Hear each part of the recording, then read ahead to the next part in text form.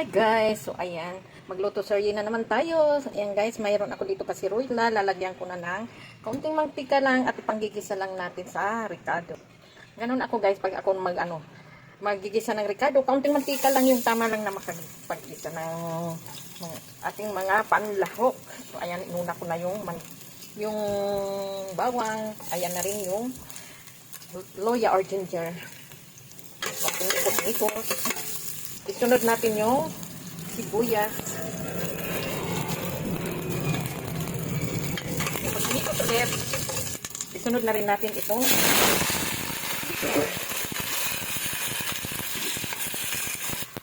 ayun guys, isangkot sa muna natin ang chicken. Ayun guys, ito muna ito sinabawan guys. May sariling sabaw yan sila. So, ikasangkot pa muna natin para mabango. Panoon sa laman yung kanyang mga ricado. Mas timplahan natin ng asin guys.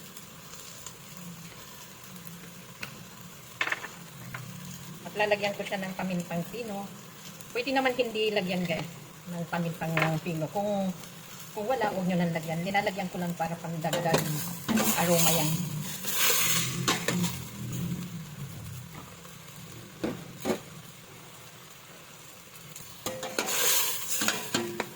Ayan guys.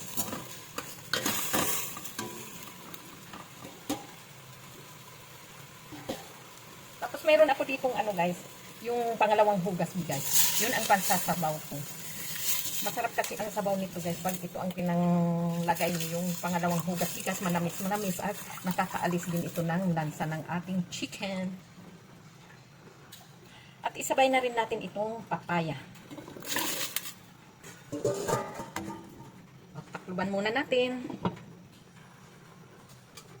Balikan na lang natin guys after 20 minutes, silipin natin.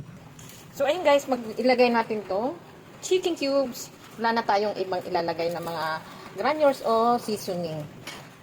Pag ako naglalagay yan ng mga cubes na yan, hindi na ako naglalagay pa ng mga ibang seasoning. Mahirap sobra. Tama lang. Medyo matigas pa yung papaya natin guys. Palalambutin pa natin. Takluban natin ulit. So, ayan guys, ilagay na natin yung dahon ng sili.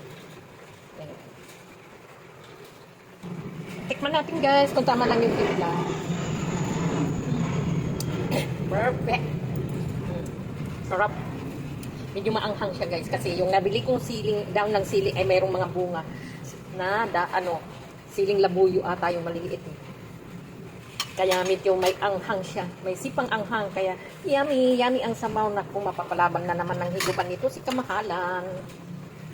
Hanggang dito na lang itong aking video. Huwag niyo kalilimutan guys. Paki-like, share, and comment.